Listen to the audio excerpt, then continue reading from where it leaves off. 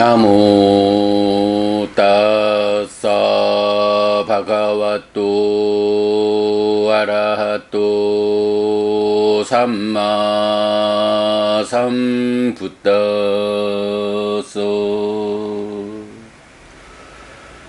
나모 따사 바가와또 아라하또 삼마 삼부따소 나모 따사 바가와또 아라하또 삼마 삼부따소.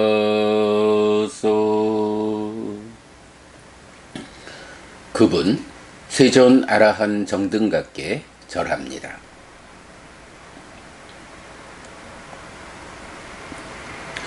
(7월 17일) 아침 독송 시작합니다.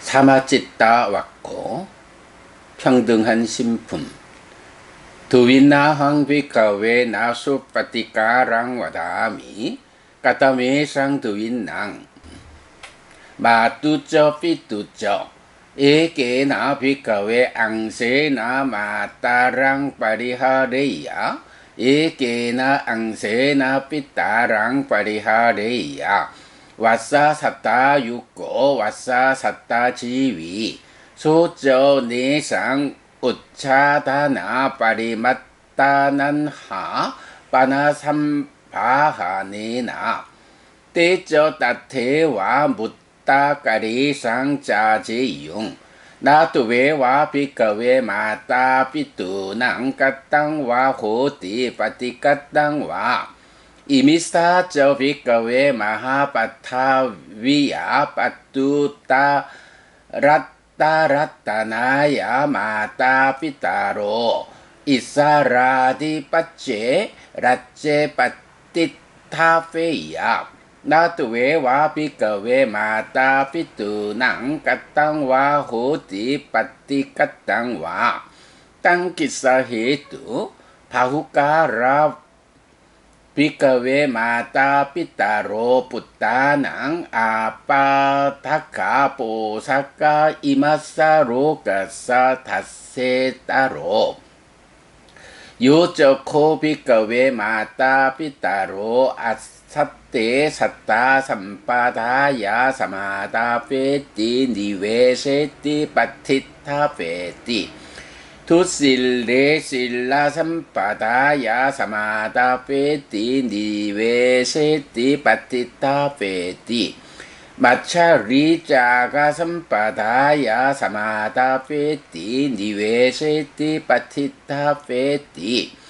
투빤네 빤냐 삼파다야 사마다 페티 니웨세티 파티타 페티 에따와따 코비카웨 마타 피투낭 까딴저 호티 파티깐딴저 띠.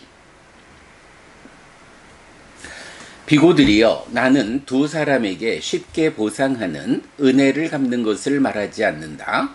어떤 두 사람인가? 어머니와 아버지이다.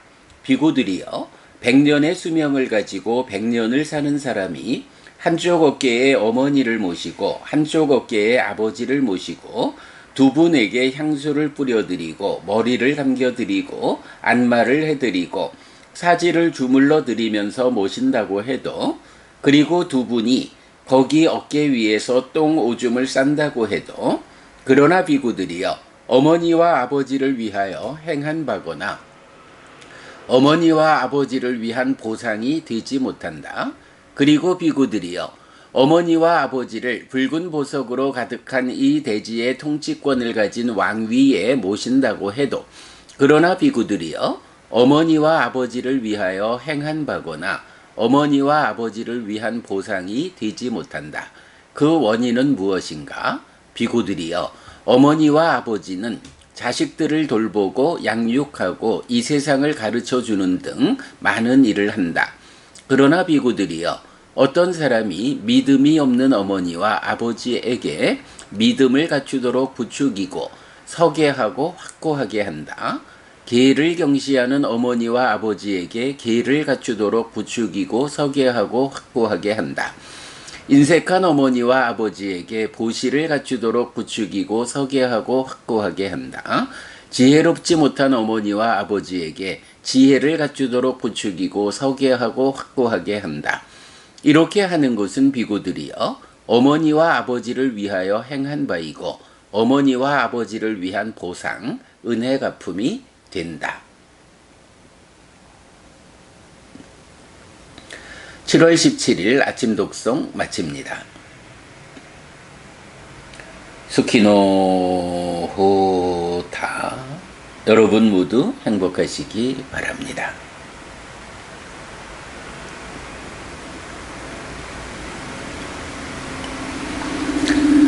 네, 안녕하세요 여러분. 7월 17일 월요일 아침입니다. 짧은 경 하나 독송했더니 이제 6시 6분 7분 되었습니다. 비가 많이 왔습니다.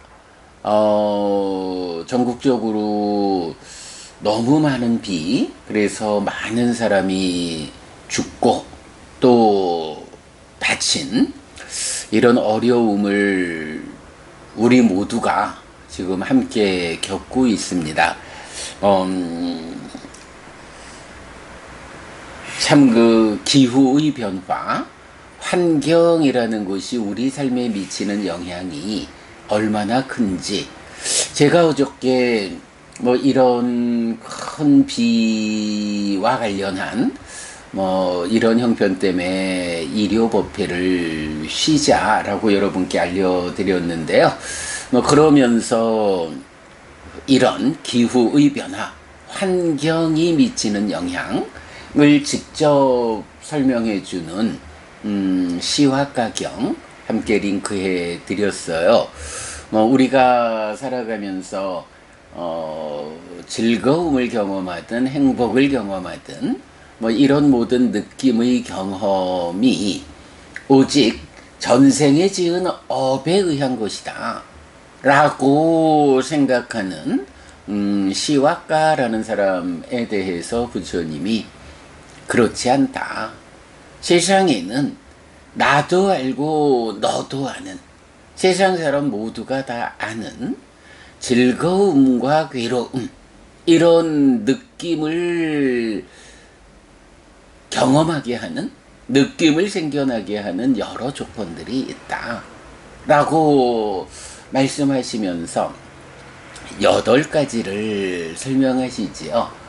인도 의학적으로 점액과 담즙, 바람이라는 요 3가지 요소의 밸런스, 이게 중요시 되는데, 그 점액의 밸런스가 깨지는 경우, 담즙의 밸런스가 깨지는 경우, 바람의 밸런스가 깨지는 경우, 이 3가지가 함께 엮인 상태에서의 구조와, 달리 말하면 몸이, 그러니까 인도 의학적인 관점이죠.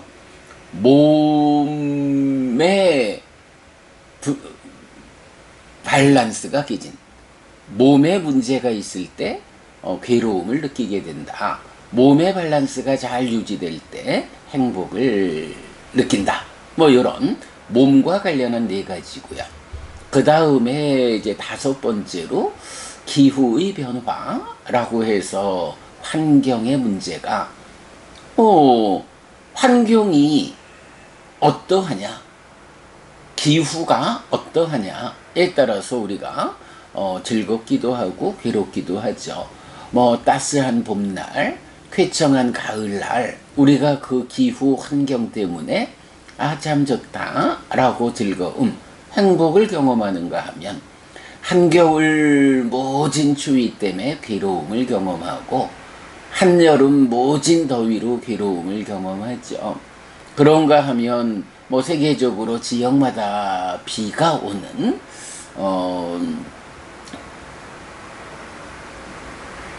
그러니까 비가 오는 뭐라 하죠?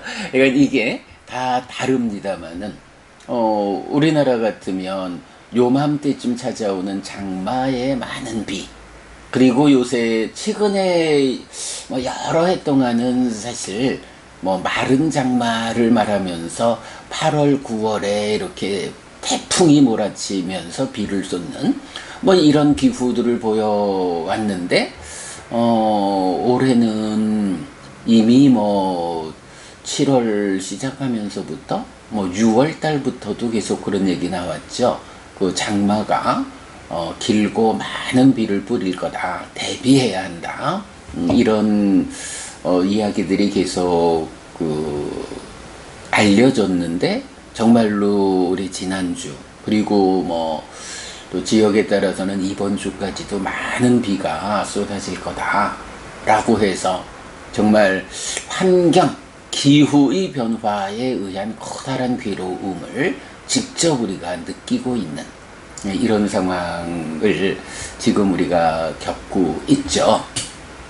뭐 그런가 하면 주의 집중의 문제 해서 내가 내 마음을 얼마나 잘 제어하면서 살아가느냐에 따라서 마음이 제어되지 못하고 보통 말하는 중독성을 가지는 것들로 쫓아가게 되면 그것 때문에 삶을 망치는 이런 괴로움 볼 수 있죠.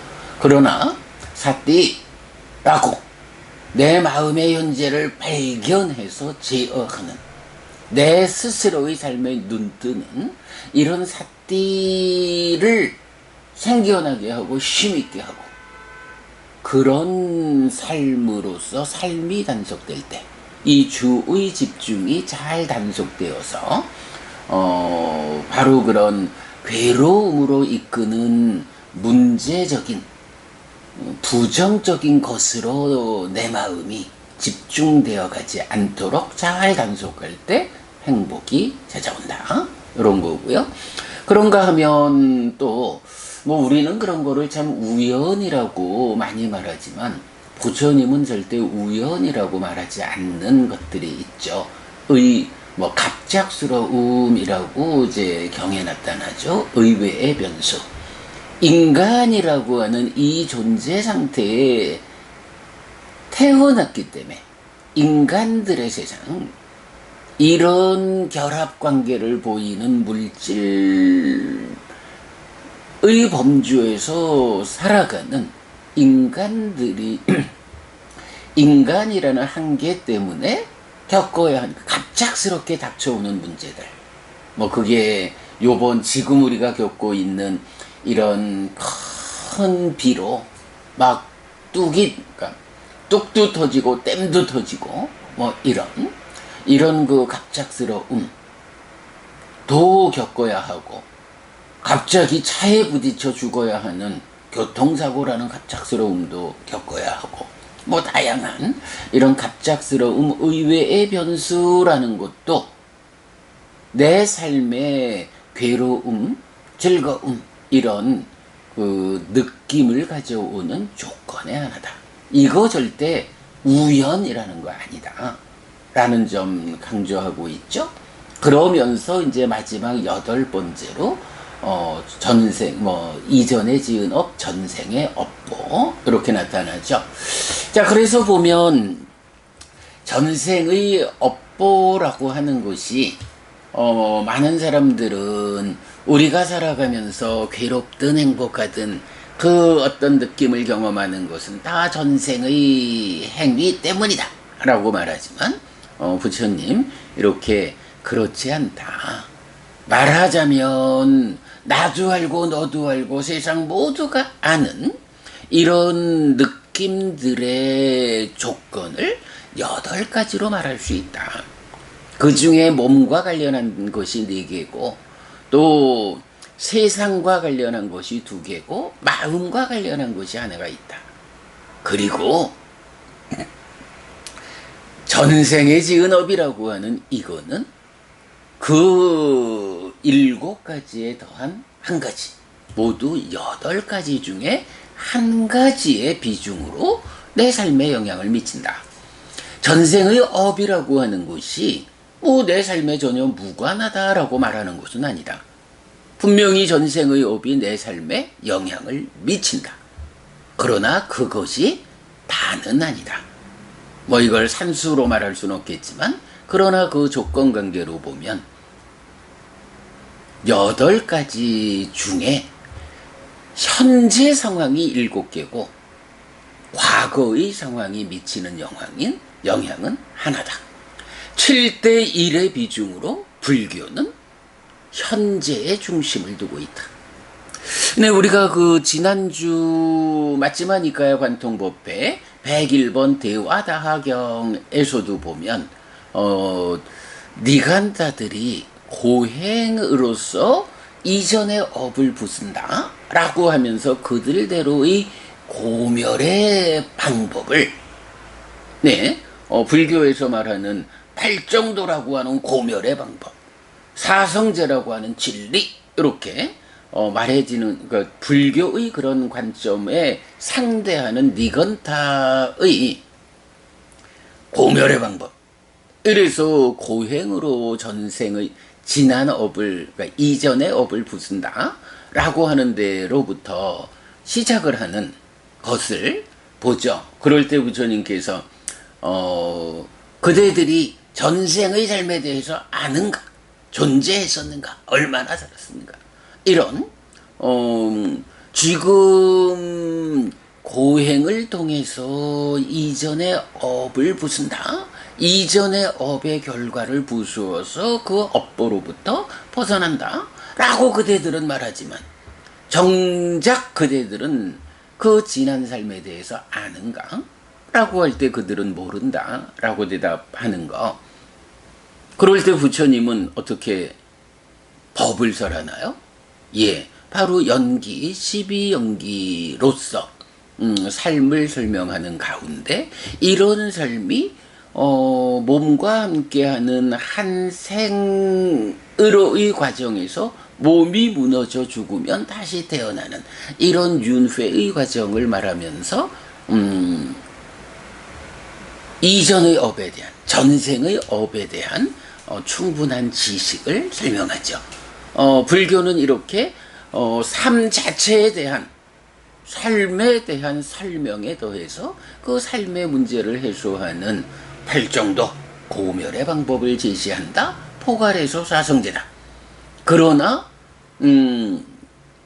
그런 삶에 대한 해석 없이 오직 고행으로 이전의 삶을 부순다 라고 말하는 니건타는 과거의 중심을 주는 스승의 가르침이다. 이렇게 표현하고 있죠. 네, 과거의 중심을 두는 스승의 가르침. 요게 이제 자인하교 니건타들의 교리라고 이제 대화다하경에서 말하죠. 바로 7대 1의 비율로 과거가 참여하는데 이 작은 비중으로 참여하는 과거, 전생의 업에 의해서 오직 괴로울 것인지 즐거운 것인지가 결정된다 라고 말하는 니간타들에 대해서 부처님 과거에 중심을 둔 스승의 가르침, 이렇게 표현을 하는 거죠. 그렇다면 불교는 어떤가요? 물론 이런 전생의 이야기도 영향을 미치지만 7대 1의 비율로 현재의 중심을 둔, 자, 과거의 중심을 둔 니간타, 현재의 중심을 둔 불교 부처님. 네, 요런 관계를 이제 우리가 알 수 있어요. 예, 이런 현재의 중심을 둔 부처님이란 우리 스승의 가르침에서 보면 괴로울 것인지 행복할 것인지를 결정하는 현재의 조건 7가지 중에 한 가지로 기후의 변화, 환경이 참여한다 라는 것을 알 수 있는데 요즘 우리가 정말 이렇게 기후의 변화에 따르는 1년치 내릴 비가 단 며칠 만에 쏟아지기도 하고 이런 조화롭지 못한 기후 현상 때문에 우리가 지금 많은 괴로움을 겪고 있다. 글쎄 지금 이제 부산 우리 법당 밖으로는 저 멀리 뭐 화지산이란 작은 산이 있는데 그 산 쪽으로 해가 떠서 햇살이 비치는 모습을 볼 수 있네요. 전국적으로 좀 이렇게 비가 그치고 따뜻한 햇살이 비치어지기를 바랍니다. 그래서 이 큰 비 피해가 빨리 극복되기를 바라는 마음, 네, 이렇게 7월 17일 월요일 아침 독성 시작했습니다. 자, 오늘 제5장 신행 향상하는 삶 가운데에 제가자의 신행의 근본을 이룬다 라는 4가지 법, 믿음과 기회와 보시와 지혜, 이 4가지 법에 대한 용례경을 4개를 이 독성집안에 담고 있죠. 그래서 처음에 배운 사람의 행위경에서 원하지만 얻기 어려운 것들이 있다. 네, 법다운 재물, 명성, 수명, 그리고 천상이라고 하는 원하고 좋아하고 마음에 들지만 세상에서 얻기 어려운 이 4가지를 얻는 방법이 있다 라고 해서 부처님 믿음과 기회와 보시와 지혜 4가지 법을 갖추라 이렇게 말씀하셨죠.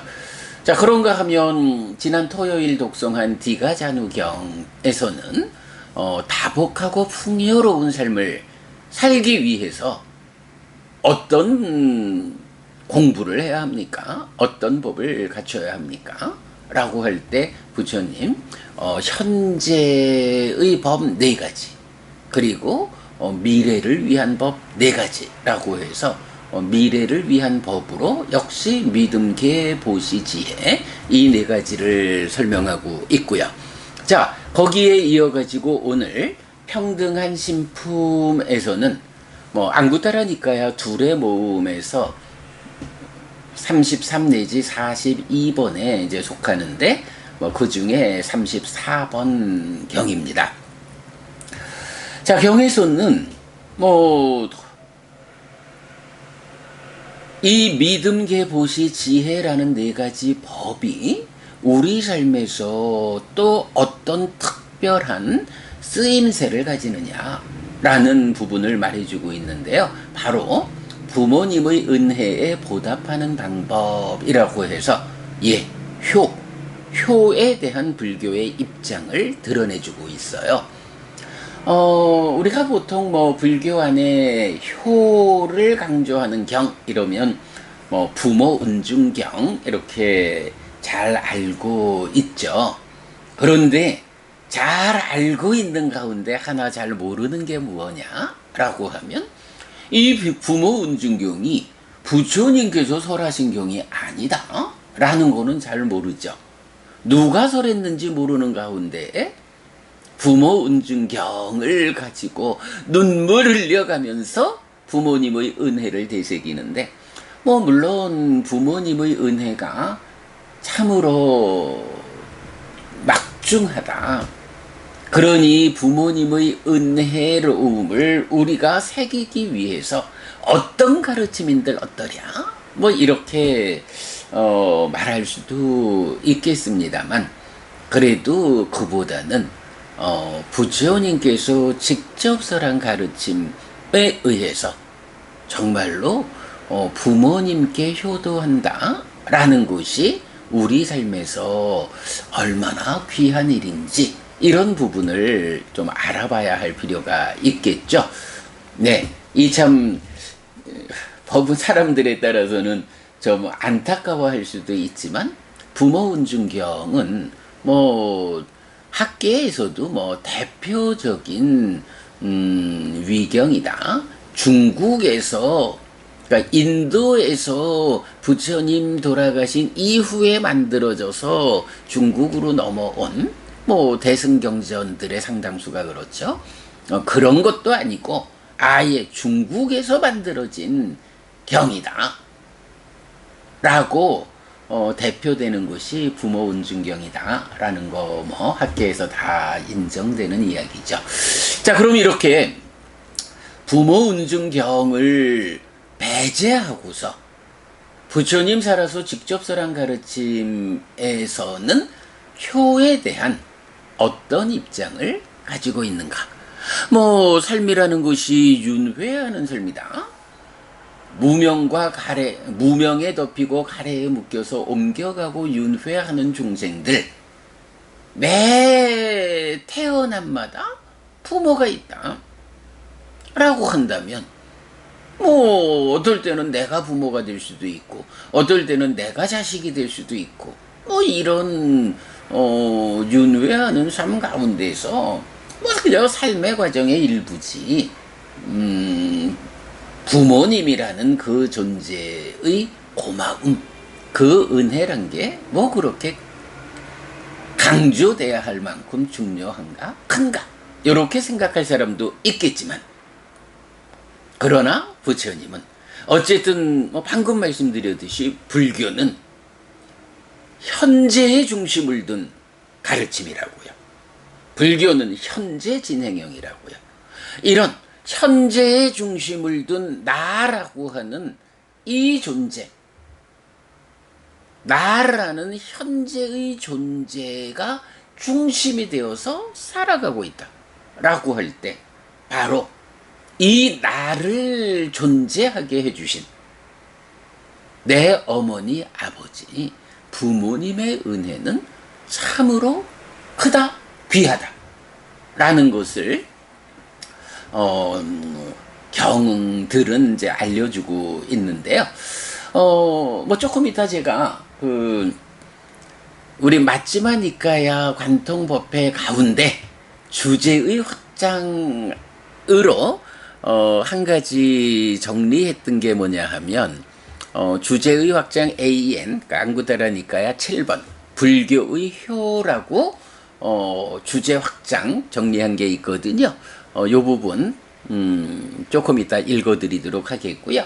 자, 어쨌든 이제 불교에서 효를 강조한다라는 전제 위에서 오늘 독송한 평등한 신품은 어떤 말씀을 하느냐? 예, 나는 두 사람에게 쉽게 보상하는 것을 말하지 않는다. 보상한다. 되돌려주는 거죠. 부모님에게서 받은 그 은혜로움을 내가 효도하는 것으로서 되돌려드린다. 부모님의 은혜에 보답한다. 요거죠. 두 사람에게 쉽게 보상하는 것, 은혜를 갚는 것을 말하지 않는다. 어떤 두 사람인가? 어머니와 아버지이다. 어머니와 아버지, 이 두 분, 부모님에게 보상하는 일, 은혜를 갚는 일은 참으로 쉽지 않다라고 말하는 거예요. 그래서 예를 들자면, 뭐 인간들이 이제 100년에 대략 100년을 살죠.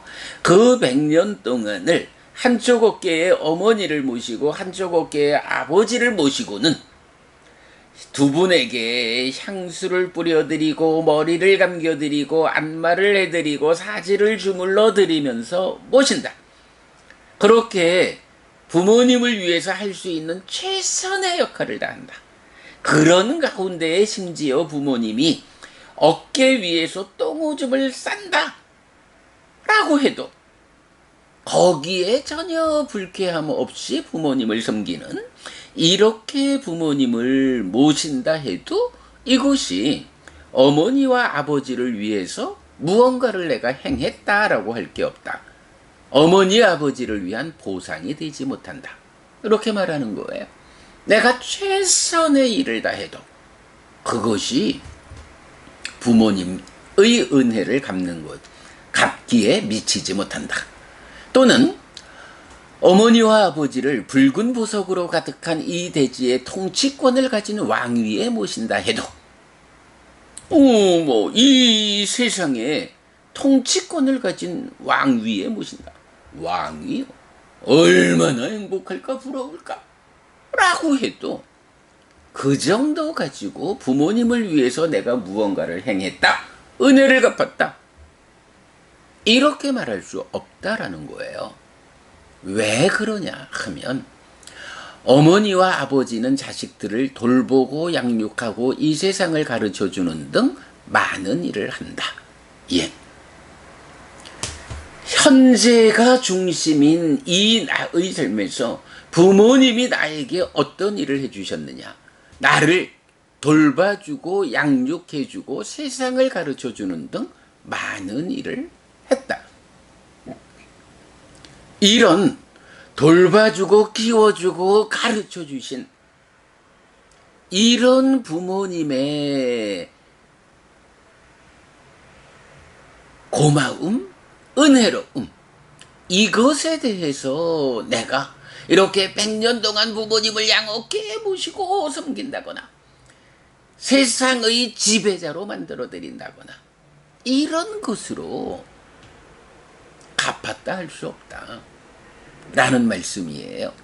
여기서 한 가지 우리가 주목할 거, 어머니와 아버지는 자식들을 돌보고 양육하고 세상을 가르쳐준다 등 많은 일을 한다 라고 하는데, 이게 한국적 시각하고 좀 다른 게 있죠. 한국적 시각으로는, 우리 전통적으로는 부모님의 은혜하면 첫째가 뭐예요? 낳아주신 거잖아요. 나실 때 괴로움 다 잊으시고 기르실 때 밤낮으로 애쓴 마음, 진 자리 마른 자리 가라니며 니시며 누이며 손발이 다 닳도록 고생하셨네. 이래 부모님의 은혜를 말할 때 첫째가 낳아주신 은혜거든요. 그런데 지금 이 경에서는 낳아준 말은 포함을 안 하는 거예요. 그냥 돌보고 키워주고 세상을 가르쳐주는 등 많은 일을 한다. 이렇게 말하고 있어요. 조금 이따 살펴보겠지만 입양에 대한 불교의 관점이 요런 데서 발견된다. 네, 어쨌든 이렇게 부모님은 나를 낳아주셨던 입양해서 그저 마음으로 낳아서 자식을 삼아서 돌보고 키우고 가르쳐주는 이런 일을 하신 그 은혜로움은 이렇게 100년 동안 양어깨에 모시고 세상의 왕 지배자로 만들어드리고 이거 가지고 다 갚을 수 없을 만큼 크다. 왜? 누구에게?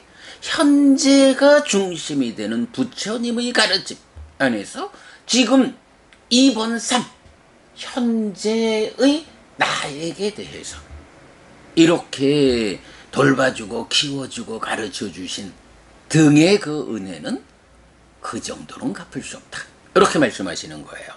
부모님의 은혜가 이 정도의 방법으로도 갚을 수 없을 만큼 크다.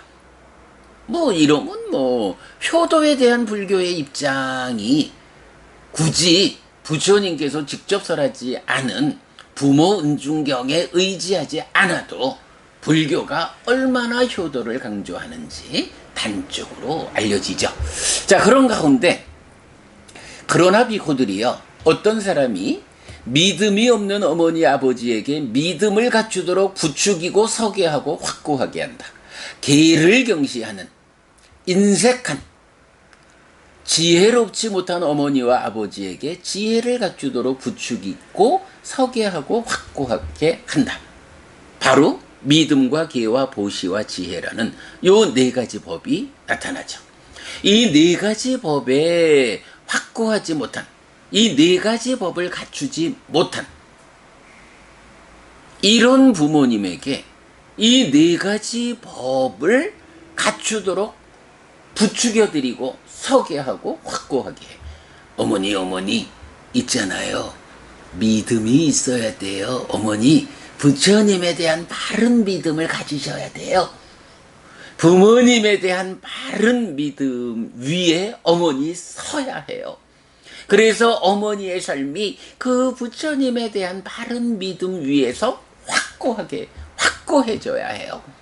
이렇게 어머니, 아버지, 네 가지 법을 갖추지 못한 분에게 이 믿음과 계와 보시와 지혜라는 네 가지 법을 갖추셔야 합니다 라고 부추겨드리고, 그 위에 서야 합니다 라고 이끌어드리고, 그 위에서 확고해지도록 정령 이끌어드리는 요거, 바로 이 네 가지 법의 갖춤으로 이끄는 이것은 어머니와 아버지를 위하여 행한 바이고 어머니와 아버지를 위한 보상, 은혜 갚음이 된다, 이렇게 말씀하시거든요. 아니 여러분, 세상에 말이죠, 부모님을 양쪽 어깨에 한 분씩 모시고 향수를 뿌려드리고 머리를 감겨드리고 안마를 해드리고 사제를 주물러 드리면서 모신다. 심지어 두 분이 어깨 위에 똥오줌을 산다 해도 불변치 않게 이렇게 부모님을 모시는 효성, 거기에 세상의 지배권을 가진 왕위에 모셔드리는 이런 커다란 보상, 이런 방법으로도 정말이지 돌봐주고 키워주고 세상을 가르쳐주는 등 많은 일을 하신 부모님의 그 은혜를 갚았다 할 수 없다. 그걸로는 갚을 수 없을 만큼 부모님의 은혜는 크다. 그런데 그런 큰 은혜에 대해서 보답이 되는 것이 있다. 보답하는 방법이 있다. 뭔가요? 믿음과 계와 보시와 지혜라는 이 네 가지 법을 갖추지 못한 부모님이시라면 그 네 가지를 갖추시도록 부추기고 서게 하고 확고하게 하는 것, 이것이 그 방법이다 라고 부처님 알려주시는 거예요. 왜 그럴까요? 아니, 이 네 가지 법을 갖추는 게 뭐 그리 대단하다고? 이런 최고로 섬기고 최고의 영광을, 권력을 선사해드리는 걸로도 갚지 못하는 그 은혜를 갚았다라고 말할 수 있는가? 네, 여기서 우리가 앞에 거를 보죠. 자, 앞에 두 개의 경에서 보면 배운 사람의 행위경에서는 이 네 가지 법이 어떻게 나타나나요? 바로 법다운 재물과 명성과 수명과 천상에 태어나는 이런 원하고 좋아하고 마음에 들지만 세상에서 얻기 어려운 것들을 얻는 방법으로 나오죠. 그러면요, 이 네 가지 법에 확고히 선다라는 건 어떤 의미예요? 부모님께서 살아계신 동안에도 법다운 재물을 얻어서 부자로 사실 거고, 가족과 스승과 더불어 가지고 커다란 명성을 얻을 거고, 그러면서도 건강하게 오래 사실 거예요. 얼마나 훌륭해요. 우리 부모님이 이렇게 만들어 드릴 수 있으면. 그거 못한 저는 사실은 가슴이 아프죠. 늦게 배워서 참 가슴이 아프죠. 그러고도 돌아가신 다음에는 하늘에 태어나는 이런 방법이 배운 사람의 행위경에서 알려주는 이 네 가지 법의 의미잖아요. 그 성과잖아요. 그러니 이런 네 가지 법을 갖추지 못한 부모님에게 아무리 100년을 어깨에 모시고 섬긴다 해도, 왕으로 만들어 드린다 해도 사실 이거는 그 의미가 어디 있어요?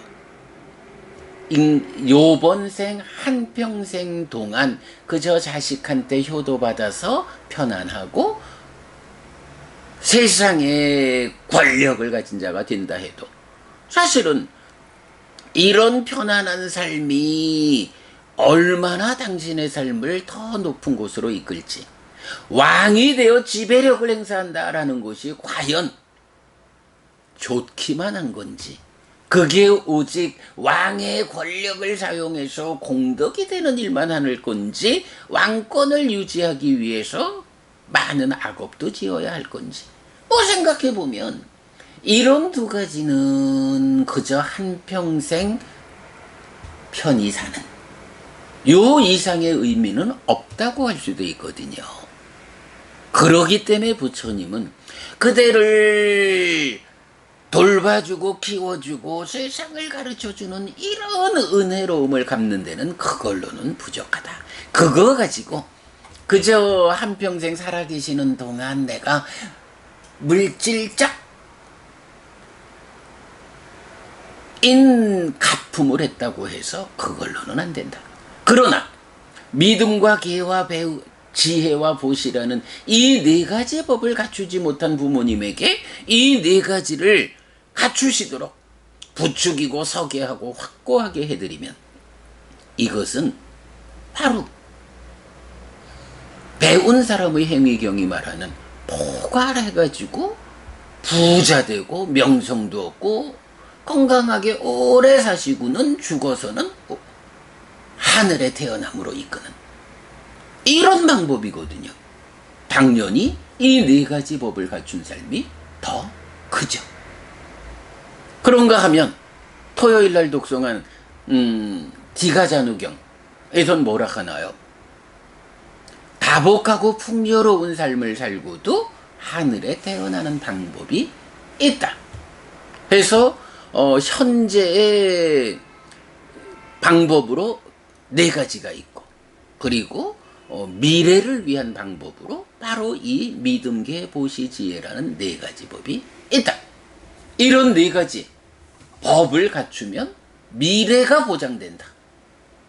죽어서 하늘에 태어난다. 이렇게 말해주잖아요. 그러니 이런 네 가지 법을 갖추는 것이 이렇게 한평생 좀 편히 살게끔 모시는 거에 비하면 견줄 수 없이 크다. 부처님 이렇게 말씀하시는 거죠. 그래서 이 네 가지 법을 갖추는 것은 그야말로 은혜를 갚는 일이다. 이렇게 말씀하시는 거. 평등한 신품에서 34번 경이 알려주는 아주 중요한 의미죠. 자, 그래서 이건 이참에 우리가 불교는 효에 대해서 어떤 입장을 보이고 있는가? 부모 은증경 제외하고 나면 이제 어떤 경들이 효와 관련한 가르침을 담고 있느냐 하는 거, 좀 정리한 내용을 그 요약 부분만 좀 읽어드리도록 하겠습니다. 자, 주제의 확장, 요거 나중에 링크 해드릴 테니까 자세히 보시고요. 주제의 확장 AN7 불교의 효. 불교에서 효를 주제로 하는 대표적인 경은 부모은증경이라고 하겠지만 이 경은 중국에서 만들어진 경이어서 부처님의 가르침이라고 말하기 어렵습니다. 그러나 효는 우리 사회에서 중요성이 큰 주제입니다. 그래서 부처님은 효에 대해 어떤 입장을 가지고 어떤 법을 설하셨는지를 이해하는 것은 중요합니다. 니카야에 나타나는 효에 대한 가르침을 발췌하여 두 번의 대답 해피스님에서 설명하였습니다. 1.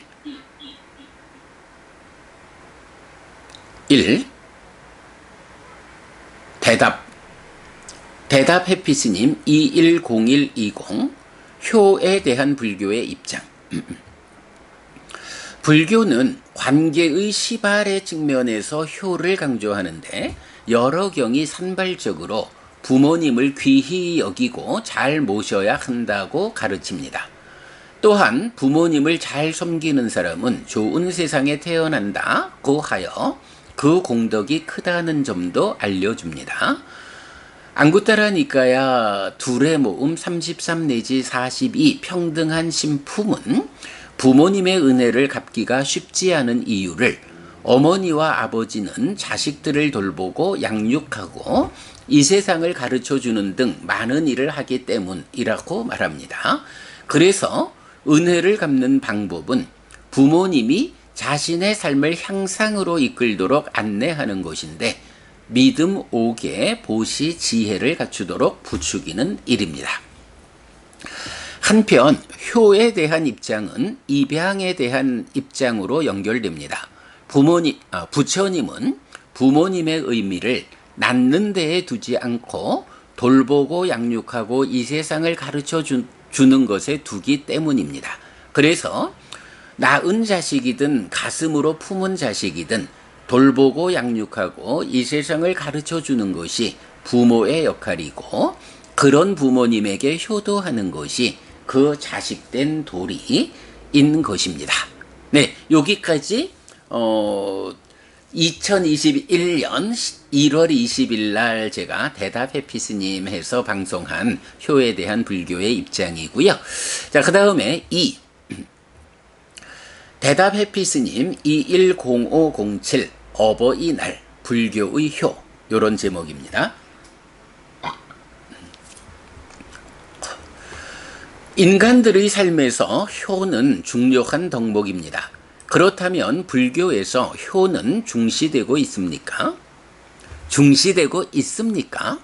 불교는 개인의 삶의 완성을 지향하지만 삶의 완성이 관계의 완성을 포괄한다는 이해의 측면, 내적인 성숙과 관계의 성숙에서 최근접의 관계인 가족 관계의 완성은 중요합니다.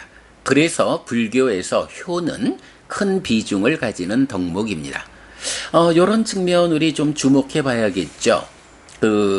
나의 삶이죠, 결국은. 그런데 내 삶을 구성하고 내 삶의 성숙을 말하자 할 때 내적인 성숙, 관계의 성숙, 두 가지 성숙의 측면에서 봐야 하고요. 이럴 때 관계의 성숙이라는 것은 가까운 관계부터 성숙해 가야 되죠. 그럴 때 최근접의 관계가 가족 관계의 완성이다. 그래서 불교에서 효는 큰 비중을 가지는 덕목이다. 이렇게 서술하고 있는데, 사실은 요 최근접의 관계인 가족 관계까지 깨어지는 참 안타까운 일을 우리 사회에서 많이 보죠. 심지어 부모님을 죽이고 자식을 죽이고, 최근에는 갓 태어난 아이를 키울 자신이 없다라는 기타 등등의 명분을 세워서 세상에서 낳아놓고도 그 삶을 이끌어주지 못하는 참 이런 참혹한 가족관계의 파탄을 보게 되는데, 그래서 제가 그 말을 자주 할 수밖에 없어요. 부처님 가르침의 진정이 우리 사회의 보편적 가치로 자리 잡게 된다면 우리 사회가 얼마나 안전하고 평화로울까. 예, 이런 부분이죠.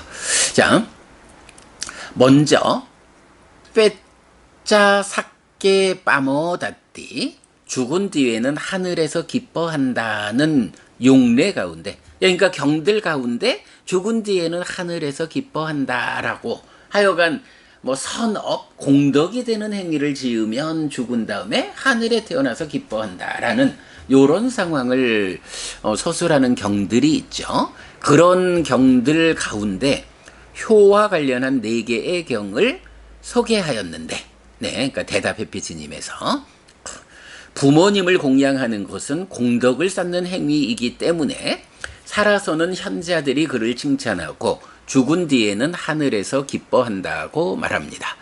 특히 부모님은 범천이고 이전의 스승이고 이전의 신들이며 공양받을 만한 분이어서 어머니 아버지에 대한 바른 실천은 부처님과 부처님의 제자에 대한 바른 실천만큼이나 삶을 보호하고 공덕을 쌓는다고 알려줍니다. 해서 어머니 봉양경, 범천과 함께함경, 파업음경 2번, 범천경 4개를 소개하고 있고요. 한편 디가니까야 30일 신갈라경은 가족이 보호되고 안온하게 되고 두려움이 없게 되기 위해 자식이 부모를 섬기는 방법과 부모가 자식을 연민하는 방법을 구체적으로 알려줍니다. 장자의 아들이여, 자식은 5가지 부모에 의해 동적인 부모를 섬겨야 한다. 나는 하인처럼 그분들을 위해 봉양할 것이다. 그분들을 위해 의무를 행할 것이다. 가문의 대를 유지할 것이다. 계승된 것을 실천할 것이다. 한편으로는 돌아가신 조상님들을 위해 보시를 이어갈 것이다 라고, 장자의 아들이여, 이런 5가지 조건으로 아들에 의해 섬겨진 동적인 부모는 5가지 조건으로 자식을 연민한다. 나쁜 일을 못하게 하고 좋은 일을 안내하고 기술을 배우게 하고 어울리는 아내를 맺어주고 때가 되면 유산을 물려준다. 장자의 아들이여. 이런 5가지 조건으로 아들에 의해 섬겨진 동적인 부모는 이런 5가지 조건으로 자식을 연민한다. 이렇게 그 동쪽은 보호되고 안온하게 되고 두려움이 없게 된다. 네, 신갈라경, 육방예경이라고 번역된 경이죠. 그 중에 한 방향, 부모와 자식 관계 이렇게 말해주고 있고요. 또한 부모님의 은혜는 너무 커서 갖기 어렵다고 말하는 평등한 신품은 부모님의 은혜에 보답하는 으뜸의 방법을 알려주는데 믿음, 옥의 보시, 지혜를 갖추지 못한 부모님에게 이 4가지를 갖추도록 부추기는 것입니다. 3. 이 외에 효를 주제로 하는 경들이 발견되는 대로 이 자리에 소개한 뒤 나중에 이 주제를 완성하겠습니다. 네, 뭐 이렇게 되어 있어요. 사실은 이제 요 주제를 좀 더 말씀드리고 싶은데 오늘이 포살일이어서 지금 우리 아빈 여보부님 출근해야 할 시간에 포살하고 가시려고 기다리실 텐데 이 부분 뭐 자세히 말씀드리기에는 시간이 좀 어렵습니다. 요거 대답해 뭐 제가 약간 바르고 링크해 드리면 대답 해피스님 뭐 요쪽에서 보시면 불교의 효에 대한 자세한 저의 설명 들으실 수 있으니까 그렇게 참고하시기로 하고요. 네, 오늘 우리 평등한 신품을 통해서 뭐 우리 삶에서 정말 중요한 주제의 하나가 되죠. 평등한 신품을 통해서 부모님의 은혜에 보답하는 방법, 효에 대한 불교의 입장을 잘 살펴보았습니다. 뭐니 해도 그저 한평생 좀 편히 사시게 요렇게 섬기는 일보다 더 중요하고 효과적인 것이 살아서도 행복하고 죽은 다음에는 하늘에 태어나도록 이끄는 믿음, 계, 보시, 지혜의 4가지 법을 우리 부모님께서 갖추시도록 부추기고 서게하고 확고하게 하는 것. 이것이 은혜를 갚는 방법이다. 라는 거고요. 그 다음에 이제 이 경을 통해서 우리가 알 수 있는, 저는 뭐 늘 말씀드리잖아요. 불교가 부처님 살아서 직접 설한 가르침에 의해서 우리 사회의 현상에 대한 답을 제시해야 한다. 다른 종교들이 열심히 사회 현상에 대한 답을 제시할 때 불교가 그 답을 제시하지 못한다라는 것 때문에 늘 좀 비난을 받는 측면이 있죠. 제가 볼 때는 부처님 살아서 직접 설한 가르침, 바로 이 부처님 깨달음에 근거해서 사는 이야기 위해서 답을 찾는 이런 노력을 우리가 안 하고 있기 때문에 사회 현상에 대한 답을 못 하고 있다. 그러나 이제 우리가 정말로 불교를 부처님에게로 되돌리자. 부처님 가르침의 진정에 의해서 우리 사회를 안전과 평화로 이끌자. 이런 모토를 가지고 공부를 진행하면 우리 사회 현상의 다양한 현상들에 대한 사실은 정답을 줄 수 있다. 네, 오늘 평등한 신품에서도 입양이라고 하는 사회 현상에 대해서 불교는 어떤 입장인가라는 거. 예, 부처님은 부모님의 은혜로움을 낳아주셨다라는 데 두지 않는다고요. 돌봐주고 키워주고 세상을 가르쳐주신. 네, 마음으로 품은 자식도 또 마음으로 품긴 부모도 부모인 거예요. 동일하게.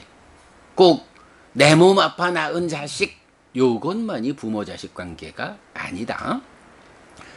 라는 입양에 대한 불교의 입장도 명확하게 드러나고 있죠. 뭐 기타 이건 뭐 우리 사회의 다양한 현상들에 의해서 이게 사실 제가 그 지난번 서울 모임에서도 그 딱가의 안과 박, 이성과 감성이란 주제를 설명하면서 요즘 한국 사회의 뜨거운 이슈, 그 후쿠시마 오염수 방류와 관련해서 과학이라는 이름의 이성으로 접근하는 게 옳으냐, 100년 전 식민치하의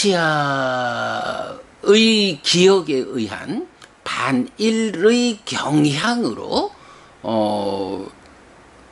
접근하는 것이 옳으냐, 먼저 이런 부분도 제가 말씀을 했지만 이런 게 뭐 어떤 정치적인 접근을 하자라는 거 아니고요.